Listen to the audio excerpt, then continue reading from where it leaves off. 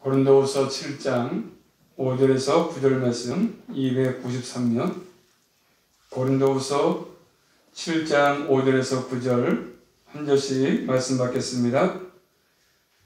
우리가 마게도니아에 이르렀을 때에도 우리 육체가 편치 못하고 사방으로 혼란을 당하여 밖으로는 다툼이요 안으로는 두려움이라. 그러나 비천한 자들을 위로하시는 하나님이 디도에 오므로 우리의 위로하셨으니 저희의 온 것뿐 아니요 오직 저가 너희에게 받은 그 위로로 위로하고 너희의 사모함과 애통함과 나를 위하여 열심히 하는 것을 우리에게 구함으로 나로 더욱 기쁘게 하였느니라. 그러므로 내가 편지로 너희를 근심하게 한 것은 후회하였으나 지금은 후회하지 아니함은 그 편지가 너희로 잠시만 근심하게 한 줄을 알미라. 같이 봤습니다. 9절 시작. 내가 지금 기뻐함은 너희로 근심하게 하는 까닭이 아니요 도리어 너희가 근심함으로 회개함에 이른 까닭이라. 너희가 하나님의 뜻대로 근심하게 된 것은 우리에게서 아무에도 받지 않게 하려 함이라. 아멘. 기도하겠습니다.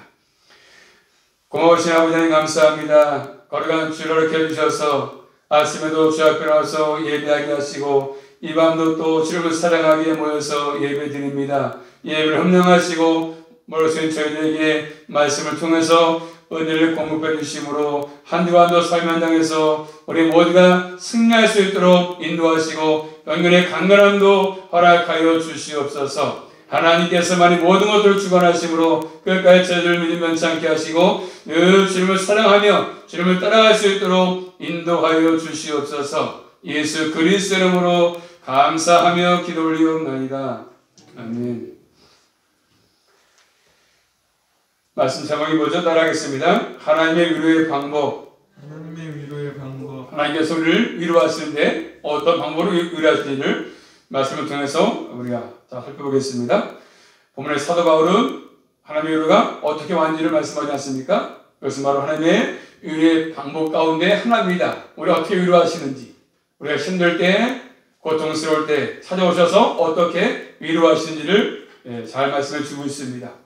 첫 번째로 오늘 말씀 5절, 6절 말씀 보시면 하나님의 위로가 바울에게 어떻게 임했는지 말씀하지 않습니까? 5절 말씀 볼까요? 5절 6절 말씀 시작. 우리가 마게도냐에 이르렀을 때에도 우리 육체가 편치 못하고 사방으로 환난을 당하여 밖으로는 다툼이요 안으로는 두려움이라. 그러나 비천한 자들을 위로하시는 하나님이 디도에 오므로 우리를 위로하셨으니. 아멘. 우리가 마게도냐에 이르렀을 때에도 우리 육체가 편치 못했다. 육체가 편치 못했다. 이 말씀을 칼빈은 말하기를 도무지 쉼이 없었다 설명합니다. 쉼이 없었다. 또 사방으로 환난을 당하여서 밖으로는 다툼이고 안으로는 두려움이다. 또 이 말씀은 박해로 인한 두려움이요. 박해. 핍박 때문에 복음을 증거하는 것 때문에 또 핍박이 와가지고 그 박해 때문에 두려움일 수 있는 것입니다. 또 가능할 수 있는 것은 자신이 너무 심하게 말하지 않은 것 때문에 심하게 말을 하지 않았는지 바울이 복음을 증거할 때마다 때를 따라서 더 강하게 말씀을 증거하기 때문에 그럴 필요가 있기 때문에 아주 삶을 들을 때는 뭔가 해서 강력한 미워하는 모습을 들겠지만 아주 올바르게 말씀을 증거할 때 강한 그런 어조가 들어가지 않겠습니까? 그런 말이 또 나가되지 않겠습니까? 그런 것입니다. 너무 심하게 내가 말하지 않았는지 그리고 그들이 바르게 반응했는지를 오는 두려움이 아니겠습니까? 내가 복음을 증거할 때 그 복음을 듣고 저들이 어떻게 반응하는지 그런 두려움이죠. 자, 이 말씀은 이해하려면 고린도후서 2장 가서 보시면 이해가 됩니다. 고린도후서 2장 가서 살펴보겠습니다. 고린도후서 2장 12절 13절 말씀 보시면 그 말씀을 이어서 선택해야 되는데 고린도후서 2장 12절 13절입니다. 내가 시작. 그리스도의 복음을 위하여 드로아의 이름에 주 안에서 문이 내게 열렸을 때 내가 내 형제 디도를 만나지 못하므로 내 심령이 편치 못하여 저희를 작별하고 마게도냐로 갔노라. 이렇게 말씀합니다. 사도 바울은 디도를 그 문제가 많았던 고린도 교회에 보냈습니다. 그리고 소식을 기다렸습니다. 디도를 고린도 교회에 보내서 올바른 소식을 갖고 오기를 기대했던 것이죠. 고린도 교회 디도를 보내놓고 소식을 기다리고 있었습니다. 그런데 안타깝게도 기다리다가 들어가야 갔지만 거기서 디도를 만날 것을 기대했지만 디도를 만나지 못했습니다. 그일 때문에 바울의 심령이 매우 편치 못했습니다. 디도를 만나야 되는데 만나서 고린도 교회 소식을 들으려는데 불구하고 만나지 못했습니다. 그런 상황 속에서 바울은 마게도냐로 갔습니다. 그 마게도냐에 이르렀을 때 바울의 마음과 몸이 편하지 못했습니다. 본 말씀 고린도후서 7장 5절 말씀 보시면 시작. 우리가 마게도냐에 이르렀을 때에도 우리 육체가 편치 못하고 사방으로 환난을 당하여 밖으로는 다툼이요 안으로는 두려움이라. 그래서 바울이 마게도냐에 이르렀을 때도 결국 마음이 편치 못했습니다. 몸이 편치 않았어요. 마음과 몸이 편치 않았습니다. 왜요? 5절 말씀이니까 사방에서 환난이 있었기 때문입니다. 외적으로는 뭐죠? 밖으로는 다툼이 있었고 내적으로는 안으로 두려움이 있었습니다. 심적으로 여러 가지 생각이 복잡하게 해서 이루어지는 모습이 있지 않습니까? 디도를 고린도 교회가 어떻게 대할 것인가 바울이 보냈기 때문에 또 디도가 가져간 그 편지에 대해서 고린도 교회 성도들이 어떠한 반응을 보일 것인가 또 디도가 올 때 어떠한 소식을 가지고 올 것인가 데로와에서 만나지 못했는데 혹시라도 디도에게 무슨 일이 생긴 것은 아닐까? 위험을 당하지 않았을까? 이런 염려, 근심 때문에 마음이 평안치 못했습니다. 바울은 심적인 불안을 그대로 인정했습니다. 결국 유명한 바울도 사도 바울이었지만 이런 상태에 초월한 것이 아니었습니까? 사람이다 보니까 이렇게 마음의 평안을 잃어버리고 디도가 만나지 못했기 때문에 소식을 듣지 못했기 때문에 그런 것입니다. 바울은 교회를 위해서 염려하는 바울의 마음을 알 수 있습니다. 항상 바울은 고린도 교회를 염려했습니다. 마음 가운데 그런 것들이 항상 있었습니다. 저 고린도 교회 성도들이 신앙이 잘 서 있을까? 디도가 언제 올 것이냐?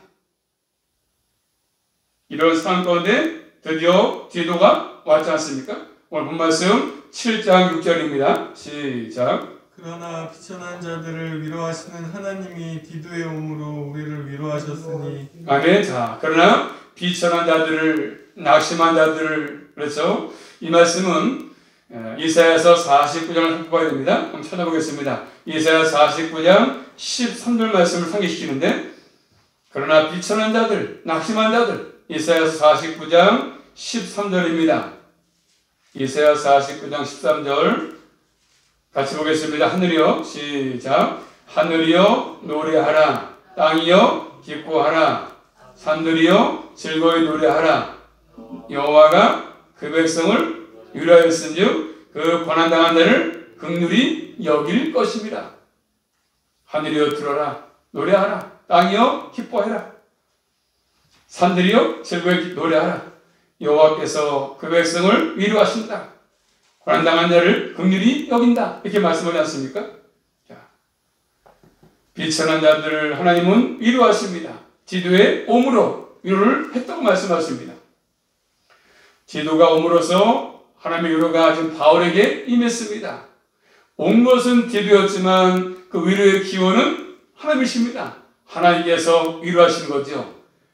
디도의 인간의 위로가 아니라 하나님께서 위로하시는 것들입니다. 디도는 하나님의 위로의 손길이었습니다. 하나님께서 위로하시는 방법은 이런 방식으로 이루어집니다. 사람을 통해서도 위로하지 않습니까? 그 소식을 통해서 디도가 가지고 온 소식이 하나님의 위로였습니다. 바울은 이 일 때문에 하나님께 기도를 많이 했겠지요. 그러니 디도가 가지고 온 소식이 얼마나 깊은 위로가 되었겠습니까? 이렇게 하나님의 위로는 사람을 통해서도 주어짐을 살펴볼 수 있습니다. 사람을 통해서 위로하신 하나님. 방법이 있죠, 방법. 그러면 디도가 가지고 온 소식이 뭐겠습니까? 디도가 어떤 소식을 가지고 왔기에 바울에게 위로가 되었겠습니까? 이 바울의 마음은 주님의 마음을 대변해 주고 있습니다. 주님께서 기뻐하시는 것이 무엇인지, 어떻게 교회를 이루는 것인지, 이루는 것이 주의 마음을 기쁘게 하는 일을 생각할 필요가 있는 것이죠. 자, 말씀 7절입니다. 시작. 저의 온 것뿐 아니요 오직 저가 너희에게 받은 그 위로로 위로하고 너희의 애통함과 나를 위하여 열심히 있는 것을 우리에게 고함으로 나로 더욱 기쁘게 하였느니라. 자, 저의 온 것뿐 아니라 디도가 온 것뿐만 아니라 오직 저희가 너에게 받은 그 위로로 위로하고 너의 사모함과 애통함과 너를 위해서 열심히 있는 것 세 가지 말씀하셨습니까? 사모함, 애통함, 열심히 있는 것. 그래서 바울의 마음에 기쁨을 증가시켰다 그런 것입니다. 이 말씀을 바울은 칼빈을 말합니다. 칼빈을 말하기를 뭐라고 설명하고 있냐면 너희의 사모함, 바울의 가르침에 대한 그들의 높은 평가에서 나올 것이다.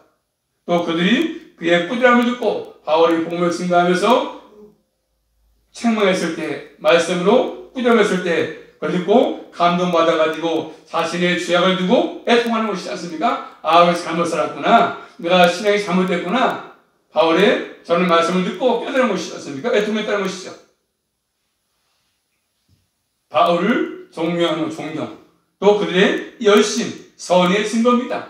이렇게 세 가지로 바울은 그들의 사모함, 그들의 애통함, 열심을 듣고 바울은 기뻤던 것이죠. 디도가 와서 그 소식을 전할 때마다 바울은 기뻤던 것입니다. 뭐 때문에요? 그들이 사모했다는 것이죠. 말씀을 사모했고 바울을 사모했고 그들이 죄악을 지적할 때 결국 시험 들지 않고 애통했고 회개했고 열심을 했다. 열심을. 이런 모습이 필요한 것이지 않습니까? 그들은 바울을 다시 그리하고 있습니다. 바울을 사모하지 않습니까? 그 사모함 속에는 바울의 사랑과 신뢰의 표현이 들어있는 것이죠. 그리고 사도 바울의 교훈대로 교회를 바르게 이루지 못한 것에 대해서 회개하지 않으면 애통합니다. 우리가 바르지 복음 때문에 바르게 서지 못한 것들을 회개합니다. 또 바울을 위해서 열심, 기쁜 관심을 가지는 것이지 않습니까? 바로 헬라어로 너희가 3번 반복됩니다. 너희의 사모함, 너희의 애통함, 너희의 열심. 이것이 바로 사도 바울을 기쁘게 했던 것입니다. 고린도 교회 교인들이 다시 한번 말씀을 사모하고 주님을 사모하고 바울을 사모하고 또 잘못된 것들을 회개하면서 애통해하고 또 열심을 내고 잃어버렸던 열심, 주관에서 열심 내는 것, 말씀을 따른 열심, 이거 듣고 바울은 기뻐했습니다. 바울의 기쁨을 증가시켰습니다. 그것은 바로 그들이 회복되어져서 있다는 증거입니까? 고린도 교회 성도의 신앙이 회복되었다는 증거입니다. 그러므로 지금도 마찬가지고 우리의 신앙이 회복되는 증거는 뭐겠습니까? 사모하는 것이죠. 잘못된 거 말씀으로 권면할 때, 책망할 때 회개하고 애통하고 더 열심을 품고 주님을 섬기는 것, 이런 것들이 필요합니다. 우리 성도님들은 이 말씀을 꼭 기억하시면서 하나님을 사모하고 말씀을 사모하고 잘못된 것 있으면 회개하고 애통하시면서 열심을 품고 주님을 섬겨갈 수 있기를 주님의 이름으로 축복합니다. 말씀 듣고 시험 들지 말고 목숨 나를 치는구나 이런 식으로 받지 말고 항상 말씀을 주의 말씀으로 받을 때 역사가 일어나는 것입니다. 우리가 인간인지라 신앙생활 하다가 때로는 잘못된 길로 갈 수도 있습니다. 그럴 때 하나님의 말씀이 나에게 마음을 때리면, 마음을 두드리면 그때 완고하게 고집 피우지 말고 돌아서는 것들이 필요합니다. 말씀을 들으면서 마음에 찔리면 그 말씀 주신 말씀이니까 그 말씀 듣고 돌아서서 주님 멀리하거나 떠나지 말고 반대로 돌이키는 게 필요합니다. 고집 피우지 말고 그렇게 얘기해줘도 말씀을 전해도 듣지 아니하면 고집 세우면 결국 망할 수밖에 없어요. 하나님의 말씀이 나의 마음을 움직일 때 빨리 돌이키는 지혜가 필요합니다. 돌이키는 것입니다. 하나님께서 그렇게 하기를 원하시는 것들입니다. 반대로 더욱더 말씀을 들으면서 마음이 굳어진다면, 마음이 완고해진다면, 더욱더 주님을 멀리 한다면, 고집하고 나간다면 하나님이 기뻐하지 않습니다. 그런 삶에는 결국 참된 평화 기쁨이 있을 수가 없습니다. 우리 모두는 이 말씀을 꼭 기억하셔서 말씀을 들을수록 마음이 부드러워지고 그 말씀이 나의 심령에 잘 새겨져서 철저하게 바울의 기쁨처럼 더욱더 주님을 사모하고 애통하고 열심을 품고 하나님을 섬기고 교회를 섬겨갈 수 있기를 주님의 이름으로 축복합니다. 그런 것들이 우리에게 필요한 거 아니겠습니까? 고린도 교회가 바울에 대해서 사모하고 애통하고 열심을 해보겠다는 것은 뭐겠습니까? 그들이 이제 복음 안으로 들어와서 정상적인 하나님의 자녀의 상태로 완전히 섰다는 것이죠. 들어와 섰다. 하나님의 진리의 말씀에 다시 섰다는 의미 아니겠습니까? 하나님께서는 택한 백성들이 이렇게 가기를 기뻐하시는 것들입니다. 고집 부리고 세상 길로 가지 말고 철저하게 주의 길로 가는 것들이죠. 하나님께서 우리에게 말씀을 주십니다. 이 말씀을 늘 가까이 하는 이유가 여기에 있습니다. 말씀을 가까이에서 들어야 잘못된 것도 알 수 있고 올바른 것도 알 수 있으니까 말씀을 듣지 못하면 우리 항상 그렇습니다. 말씀 못 들으면 언제 어느 시에 나에게 은혜가 임할지 모르고 어떤 말씀이 주어질지 모르기 때문에 항상 말씀을 사모하는 게 필요하지요. 말씀을 들어야 우리의 신앙이 올바르게 정립되고 정상적인 자리로 돌아올 수 있는 것들입니다. 하나님께서는 그 은혜를 우리에게 주시는 것이고 인도를 우리에게 베푸시는 것들입니다. 세 번째로 바울의 마음 볼까요? 바울의 마음. 디도가 소식 가지고자 바울은 자신이 전에 쓴 편지에 대해서 어떤 마음을 가졌겠습니까? 8절에 말씀하셨습니다. 8절입니다. 시작. 그러므로 내가 편지로 너희를 근심하게 한 것을 후회하였으나 지금은 후회하지 아니함은 그 편지가 너희로 잠시만 근심하게 한 줄을 아닙니다. 이렇게 말씀합니다. 사도 바울이 고린도 교회에 보냈던 편지 내용, 고린도 교회 교인들을 근심하게 했습니다. 바울이 전한 편지가, 디도가 전한 편지가 고린도 교회 교인들을 근심하게 했습니다. 고통을 주는 편지이기 때문이지 않습니까? 그 일 때문에 사도 바울은 마음에 근심했습니다. 그렇지만 지금은 근심하지 않습니다. 잠깐은 근심했지만 지금은 근심하지 않습니다. 지금은 후회하지 않습니다. 이유는요, 고린도 교회 교우들의 근심은 잠시이기 때문에 바울이 복음을 증거할 때는 마음이 아팠지만 그들에게 마음 찔려가지고 조금으로 마음에 상처가 될지 모르겠지만 그런 얘기가 있지만 잠시니까 그들이 바울의 편지를 수긍했습니다. 아, 그래, 바울이 전한 복음은 이런 것이었구나. 이제 어떠한 상처가 됐습니까? 9절 말씀 다시 9절입니다. 시작. 내가 지금 기뻐함은 너희로 근심하게 한 까닭이 아니요 도리어 너희가 근심함으로 회개함에 이른 까닭이라. 너희가 하나님의 뜻대로 근심하게 된 것은 우리에게서 아무에도 받지 않게 하려 함이라. 아멘. 자, 바울의 편지를 말면서 결과가 왔습니까? 바로 회개함이죠. 바울의 전한 그 복음, 그 당시에는 마음이 아팠지만 그래서 결국 회개했다고 말씀하지 않습니까? 그럼 회개는 뭐겠습니까? 회개는 하나님 앞에서 자신이 잘못될 때는 인식과 함께 하나님께로 방향을 바꾸는 거예요. 전환. 바꾸는 겁니다. 돌이키는 것이죠. 거기에 이르렀습니다. 회개함에 이르렀습니다. 그 당시에는 잘못 이해했지만 깨닫지 못했지만 마음이 아팠겠지만 이제는 잠시 아팠지만 이제는 복음을 듣고 회개했다고 말씀하지 않습니까? 그래서 고린도 교회가 다시 세워지고 회복의 길을 향해서 가고 있습니다.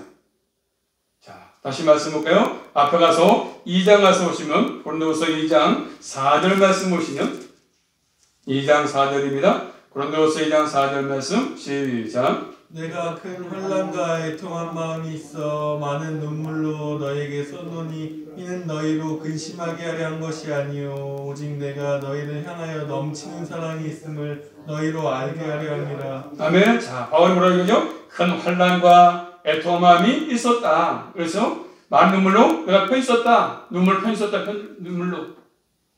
그 편지를 보낸 것이 처음에는 좀 후회스러웠지만 그의 마음의 마음에 슬픔이 있었지만 이제는 뭐죠? 내가 보낸 것은 내가 너희를 사랑하기 때문이다. 미워서가 아니다. 그런데 교인들이 미워서가 아니다. 바르게 살라고, 믿음의 삶을 살라고 그렇게 하지 않을 수 없었다는 것입니다. 이제 그런 후회가 기쁨으로 바뀐 것입니다. 이 말씀 그래서 소돔과 칼빈은 말했습니다. 이것은 다른 것이 아니라 아버지의 심정이다. 그래서 아버지의 심정. 맞습니다. 아버지의 심정. 자식이 잘못할 때 아버지가 어떻게 합니까? 그렇게 하지 말으라고 얘기하지 않습니까? 자식이 미워서가 아니라 자식을 사랑하기 때문에, 아들을 사랑하기 때문에 바르게 살라고 아버지가 하는 것이지 않습니까? 상대가 나가서 때려서 아버지가 돌아오기를 기다렸던 것처럼 뻔히 아냐 아버지가 나가면 먹을 것도 없어지고 탕진하고 저면을 먹고 거기가 되니까 아시니까 아버지가. 잠시는 그 얘기할 때 아들이 싫어할지 모르겠지만 좀 지나면 금방 아버지 마음을 아는 것이니까. 병원에 가서 환자가 수술 받을 때 잠시는 아프지만 그 고통이 지나면 나을 것을 아니까, 회복될 것을 아니까 수술을 받는 거 아니겠습니까? 그런 모습입니다. 아버지의 마음을 가지고 아들을 처벌할 수밖에 없지만 잠시는 가슴이 아프겠지만 그럼에도 불구하고 아들을 잘 되게 유익되게 하기 위해서 고린도 교인들을 유익되게 하기 위해서 이렇게 했다 바울은 지금 얘기하지 않습니까? 그렇기 때문에 체벌을 소중히 여길 수밖에 없다는 것이죠. 체벌도 가끔은 필요하지 않겠습니까? 대한민국 군대가 그렇죠? 군기가 있어요. 군기가 없으니까 사고 나는 거 사고 자꾸 탈정하고 핸드폰을 지금 줘야 된다. 나올 때 뉴스에 핸드폰 이제 일할 때도 뭐 해야 된다고. 이게 그렇죠? 군대 생활이 그러는 게 자꾸 세상 생활이 나니까 군대 생활이 안 되는 거예요. 나라가 점점 어려워지는 거잖아요. 군대가 군기가 없으니까 이런 거예요. 조금 해서 때리면 또 일르고 골다질하고 소설 쓰고 이게 될 게 아니에요. 이런 군대가 이게 안 되는 거죠. 그러니까. 자, 그러면서 바울은 말하지 않습니까? 그들의 근심이 하나님의 뜻대로 된 것이다. 자, 다시 말씀해 9절입니다. 시작. 내가 지금 기뻐함은 너희로 근심하게 한 까닭이 아니요 도리어 너희가 근심함으로 회개함에 이른 까닭이라. 너희가 하나님의 뜻대로 근심하게 된 것은 우리에게서 아무 해도 받지 않게 하려 함이라. 아멘. 그들의 근심이 하나님의 뜻대로 된 것이고 그것은 그들이 아무 해도 받지 않게 하려 함이라고 말씀하지 않습니까? 하나님의 은혜를 헛되이 받음으로 하나님의 심판을 받는 해에서 멸하게 것이죠. 심판에서 멸하게 되는 것을 말씀하지 않습니까? 바울의 편지에는 가혹한 말이 있었습니다. 그런 책망은 잠시는 그 당시에는 고통스러울 수도 있겠죠. 그렇지만 바울은 그들이 응하지 않았다면, 그들이 애통하지 않았다면 그들은 해를 받을 것입니다. 그렇지만 바울의 복음을 듣고 회개하니까, 애통하니까 다시 한번 그들이 모든 것들이 유익하게 되는 것을 말씀하지 않습니까? 이 말씀은 심판의 날을 생각하는 것, 심판의 날. 한번 말씀 찾아볼까요? 고전 3장 가서 보시면 주의 말씀을 듣고 애통하지 않거나 회개하지 않고 고집 부리고 자기의 길을 걸어간다면 결국 마지막에 심판을 받을 수밖에 없습니다. 고전 3장 10절부터 15절 말씀 보겠습니다. 한번. 고전 3장 10절부터 15절 말씀. 고전 3장 10절로 15절입니다. 시작. 내게 주신 하나님의 은혜를 따라 내가 지혜로운 건축자와 같이 터를 닦아둠에 다른 이가 그 위에 세우나 그러나 각각 어떻게 그 위에 세우기를 조심할지니라. 이 닦아둔 것 외에 능히 다른 터를 닦아둘 자가 없으니 이 터는 곧 예수 그리스도라. 만일 누구든지 금이나 은이나 보석이나 나무나 풀이나 짚으로 이 터를 위에 세우며 각각 공력이 나타날 터인데 그날이 공력을 밝히리니 이는 불로 나타내고 그 불이 각 사람의 공격이 어떠한 것을 실험할 것이니라. 만일 누구든지 그 위에 세운 공력이 그대로 있으면 상을 받고 누구든지 공력이 불타면 해를 받으리니 그러나 자기를 구원을 얻게 될 불 가운데서 얻은 것 같으니라. 아멘. 그리스도 반석 위에 모든 신앙의 책을 드린다고 말씀하죠. 다른 데 서면 예수를 믿고 있는데 자꾸 또 예수 믿으면서 복음을 증거한다면서 예수 믿는 목사한테 신천지 오라고 자꾸 얘기하고 되겠습니까? 이를 믿고 있는데 그 토에다 자꾸 다른 것들을 하려고 하는 것들. 오늘 말씀에 해를 받지 않게 하랍니다. 해를 받는다는 말씀은 구원을 잃어버린다는 의미가 아닙니다. 그런 의미보다는 하나님께로부터 주어지는 상이 없다. 상금이 없다는 의미입니다. 그래서 가혹한 채무를 해야 되는 이유를 생각해 수 있습니다. 주의 종들이, 목사님들이 저 말씀을 전하면서 떨어져서 좀 강하게 말씀을 전할 때 있지 않습니까? 그럴 때 미워서가 아니라 바르게 서라고 하는 것이죠. 복된 자리에 세우기 위함 아니겠습니까? 이것이 부모의 심정이지요. 바울의 심정이었습니다. 이것이 우리의 심정이 되어야 되겠죠. 우리의 심정. 복음에 서서 흔들리지 아니하고 더욱더 주님을 간절히 사모하고 잘못된 것들은 회개에 동하면서 열심을 품고 섬기는 모습들을 고린도 교회에 교훈을 봤습니다. 바울은. 그래서 기뻐했습니다.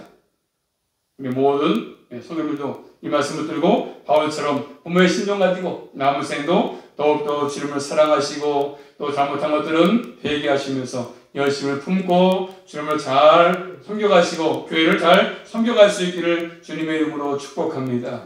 기도합니다.